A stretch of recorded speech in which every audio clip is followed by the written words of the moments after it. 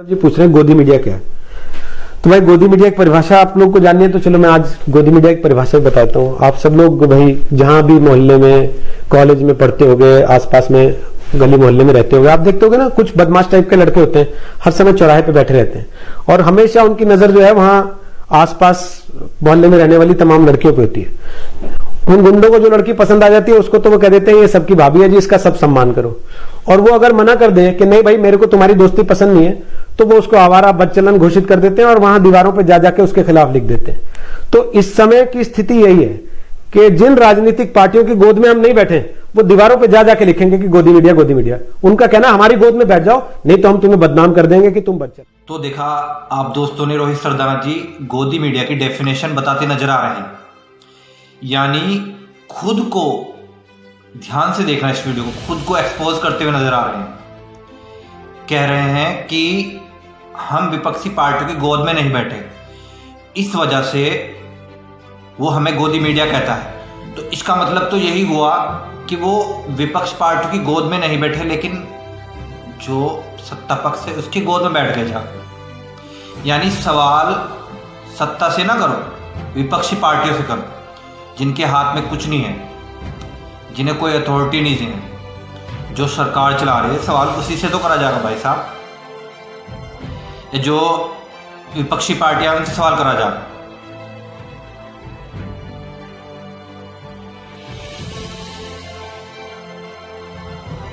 असल 2014 के बाद इनकी जो पेमेंट है वो काफ़ी बढ़ गई है, तो इनके सवाल भी उसी हिसाब से होते हैं कि हिंदी मुस्लिम पर डिबेट करनी, हिंदू पाकिस्तान पर डिबेट करनी, या किसी और चीज़ पर घुमाना। लोगों को घुमा ही रहे, आज तक घुमा ही रहे।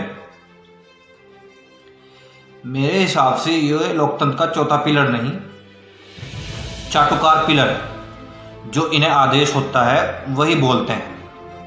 जो जनता की ज़मीनी समस्या है, जो लोगों की प्रॉब्लम है, वो उनसे इन्हें कोई मतलब नहीं है। इन्हें तो ऊपर से जो मलाई मिल रही उसी हिसाब से अपने हिसाब से स्टोरियाँ बना बना कर लोगों के माइंड जो है वो बेकार कर रहे, हैक कर रहे लोगों को। मैं तो ये कहूँगा अगर जो 90% जो गोदी मीडिया है, अगर उसकी जांच हो जाए तो देश का काफ़ी सारा काला धन इन्हीं से निकल जाएगा। इतना पैसा कमा लिया इन्होंने। आपका नाम रोहित सरदाना नहीं, रोहित चाटुकार होना चाहिए। मेरी जानकारी में यह नहीं था कि यहां पर कोई धरना चल रहा है, और जो हमारी जानकारी में पहले रहता तो मैं समझता हूं कि जिस दिन धरना किसानों का प्रारंभ हुआ था उसी दिन मैं इस धरना स्थल पर आ गया होता अपना समर्थन देने के लिए। हम कभी यह नहीं देखते हैं किस पार्टी का, किस संगठन का कोई आंदोलन है अथवा कार्यक्रम है। हमारी नजर यदि देखती है तो केवल देखती है जहां पर भी से हिंदुस्तान में किसान बैठा होगा, तो यह नहीं देखना चाहिए कि वह कहां है, किस संगठन से जुड़ा है, किस पार्टी से जुड़ा है। सदैव उस स्थान पर राजनाथ सिंह हाजिर होने की कोशिश करते हैं। और आज मुझे आप सब लोगों के बीच में आने का जो अवसर प्राप्त हुआ है,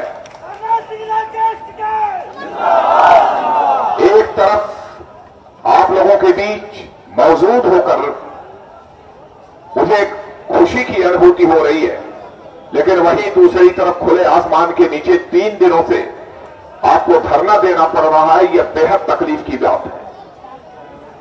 सच कहा युद्धवीर सिंह जी, इतने दिन हो गए, बगल में संसद है, निश्चित रूप से प्रधानमंत्री जी को खुफिया विभाग के द्वारा जानकारी प्राप्त हो चुकी होगी, लेकिन उन्होंने किसी को भेजकर क्या समस्या है, क्या मांग है, यह भी जानने की जहमत। तो देखा आपने दोस्तों, हमारे निंदा मंत्री श्री राजनाथ किस तरह किसानों के प्रति अपने हृदय दयालु दिल का अभाव प्रकट कर रहे हैं कि मेरी जानकारी में नहीं है कि यहाँ आंदोलन चल रहा है। अगर उन्हें पता होता तो वहाँ पहुँच जाते। 3 दिन के आंदोलन में राजनाथ जी कह रहे हैं कि 3 दिन से आंदोलन चल रहा है और किसान खुली सड़कों पर बैठे हैं। लेकिन अब आप देखिए कि किसान का आंदोलन 20 दिन से ऊपर हो गया है, लेकिन उनके सर पे जू तक नहीं रहेगी। क्या ये अब किसान नहीं है? क्या ये खालिस्तानी किसान है? क्या ये देशद्रोही हैं? क्या ये पाकिस्तानी हैं? और राजनाथ जी कह रहे हैं कि बगल में संसद है और खुफिया विभाग के द्वारा उन्हें जानकारी प्राप्त हो गई होगी प्रधानमंत्री जी को। ये 2014 से पहले का वीडियो है, जब कभी बीजेपी विपक्ष में हुआ करती थी। लेकिन अब भी वही किसान हैं, अब भी वही जनशक्ति है। ये आपने सही कहा कि किसान वो जनशक्ति है जो बड़ी से बड़ी नींव को हिला सकती है। लेकिन अफसोस कि आपके भाषण सिर्फ एक पॉलिटिशियन से रिलेटेड था, क्योंकि उस टाइम आप सत्ता में थे। अब आप उस टाइम आप सत्ता में नहीं थे, सॉरी, अब आप सत्ता में हैं। तो अब भी तो वही किसान है, ये अब भी तो वही संसद है, अब भी तो दिल्ली के अंदर है। तो जाहिर सी बात है खुफिया विभाग के द्वारा प्रधानमंत्री जी को पता लग जाना चाहिए कि किसान क्यों बैठे हैं, क्या वजह है, क्यों आंदोलन कर रहे हैं, क्या उनकी मांगे हैं, क्या आपको पूरी नहीं करनी चाहिए, क्या आपको आके किसानों से बात नहीं करनी चाहिए। क्या अब किसान बदल गए हैं? ये उस टाइम के किसान कुछ और थे, अब के किसान कुछ और हैं। बड़े अफसोस की बात है। जाने कैसे हुए मेरे सरकार हैं, कुछ तो वादे हुए बासी अखबार हैं। बेटियां जल रही उनको दिखता नहीं, बेटियां जल रही उनको दिखता नहीं। हम पराली जलाए गुनहगार। जो मजहब की बिना पर काटती है बांट कर हमको, अहद कर लो ये लाशों की तिजारत भाड़ में जाए। मरे जब भूख से इंसान तो बस जुमले ही बरसाए, मरे जब भूख से इंसान तो तब बस जुमले ही बरसाए। अरे थू है तेरी ऐसी सियासत भाड़ में जाए। हुआ फिरता है आवारा कहाँ नेताओं के पीछे, हुआ फिरता है आवारा कहाँ नेताओं के पीछे। वतन की फिक्र कर प्यारे सियासत भाड़ में जाए। मोहब्बत से भरा दामन मिलो हंसकर गले सबसे, मोहब्बत से भरा दामन मिलो हंसकर गले सबसे। दिलों में बस गई जो अदावत भाड़ में जाए।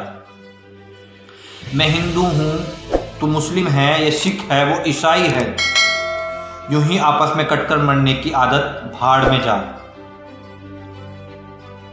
जय हिंद दोस्तों।